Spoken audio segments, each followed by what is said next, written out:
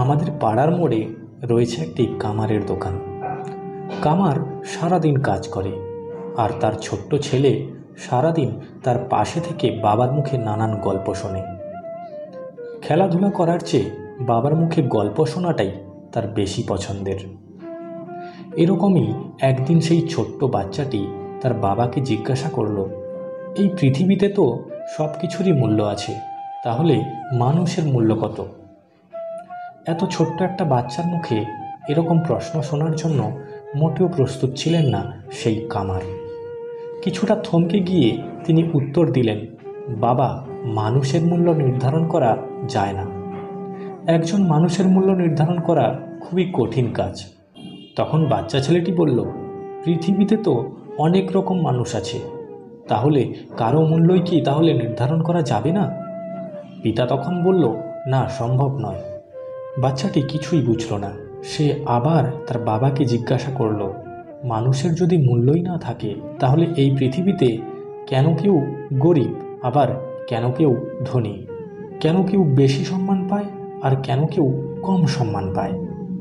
বাবা ভাবলেন ছেলেকে বলে বোঝানো যাবে না, তাই তাকে উদাহরণ দিয়ে বোঝাতে হবে। বাবা বললেন, ওই যে হাঁপড়ের উপরে যে লোহার রডটা পড়ে রয়েছে, সেটা নিয়ে এসো। বাচ্চাটি গিয়ে লোহার রডটা নিয়ে আসতেই বাবা প্রশ্ন করলেন, বলো তো, এই রডটার দাম কত হতে পারে? ছেলেটি তখন বলল, আজ সকালে তো তুমি এটাকে 100 টাকা দিয়ে বিক্রি করেছ, সুতরাং এটার দাম 100 টাকা। বাবা তখন বলল, আমি যদি এই রডটা থেকে 5টা কাস্তে বানিয়ে দিই, তাহলে এর থেকে আমি কত টাকা পাবো? ছেলেটি তখন বলল, একটা কাস্তের দাম 50 টাকা হলে তাহলে 5টা কাস্তের দাম 250 টাকা। বাবা তখন বলল, এবার যদি রডটা থেকে আমি নানান মেশিনারি ক্ষুদ্র ক্ষুদ্র জিনিস বানিয়ে ফেলি, তাহলে কি হবে?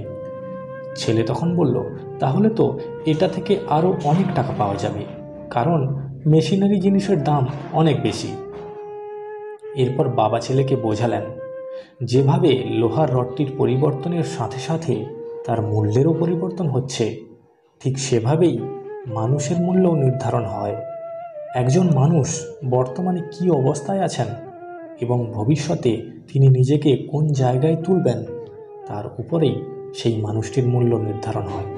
তখন ছেলেটি বলল, তার মানে কোন মানুষের মূল্য কেমন হবে তা নির্ধারণ করবে সে নিজেই। তাই মানুষভেদে গরিব ধনী দেখা যায়।